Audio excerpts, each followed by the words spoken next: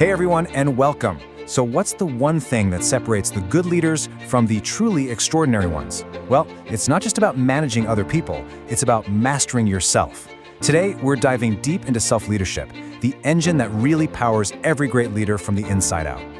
I want you to think for a second about the most effective, inspiring leaders you can name. What is it that they all have in common? Is it just off-the-charts charisma? Maybe a brilliant strategic mind?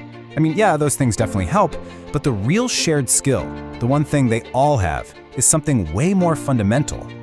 And there it is. That's the secret sauce. Before you can ever hope to effectively lead a team or a company or, a movement, you absolutely must first learn to lead yourself. This is the powerful truth we're going to unpack today. The idea that all of your external leadership is really just a reflection of your internal leadership. So here's our game plan. First, we'll hit the first rule of leadership. Then we'll dive into the 4 foundational pillars. After that, we'll open up the Self-Leadership Toolkit, and we'll wrap up by talking about how you can start building your own extraordinary self. Okay, first things first, the golden rule. You have to lead yourself first. And look, this isn't just some fluffy, feel-good idea. It's the absolute bedrock of leadership. Think about it. If you can't keep promises to yourself or manage your own direction, how on earth can you expect anyone else to trust your leadership? It all starts with building credibility with the person in the mirror. So what exactly is self-leadership when we boil it down? This definition is everything.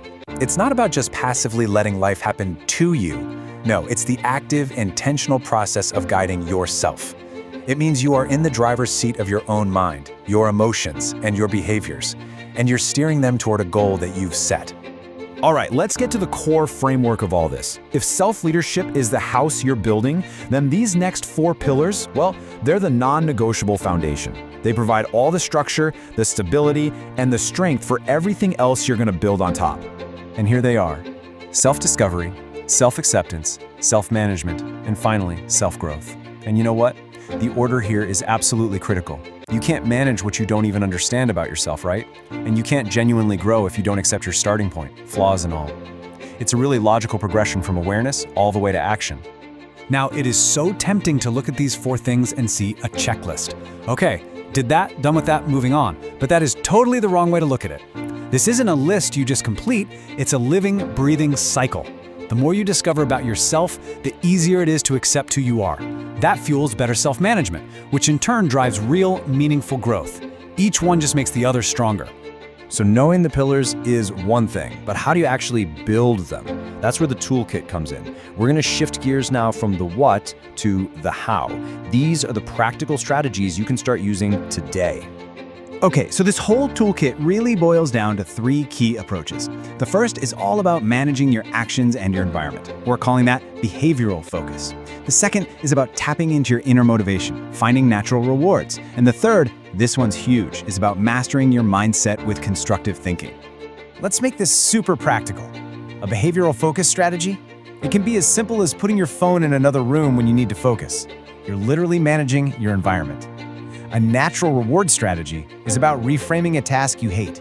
Instead of thinking, I have to write this boring report, you might reframe it as, completing this will really help my team succeed. See the difference? And finally, constructive thinking. That's catching that negative voice that says, I can't do this, and swapping it with, okay, what's the very first tiny step I can take? These are the real-world tools that build up those big pillars. All right, let's bring it all home. We've talked about the core rule, we've broken down the 4 pillars, and we've opened up the toolkit. The final piece of the puzzle is figuring out what you're going to do next to build your own leadership from the inside out. If there is one thing I want you to walk away with today, it's this. Leadership isn't some title that someone gives you. It's a capacity that you build within yourself. It's a patient, deliberate process. You lay the foundation with discovery and acceptance, and then you just build upwards, day by day, strategy by strategy, to manage yourself and to grow. So the question isn't about the theory anymore, it's about your practice. The ball's in your court. As you think about these 4 pillars, which one is calling out to you right now? Which one needs your focus? Is it discovery, acceptance, management, or growth? Whatever your answer is, that's your first step toward building the extraordinary leader you're meant to be.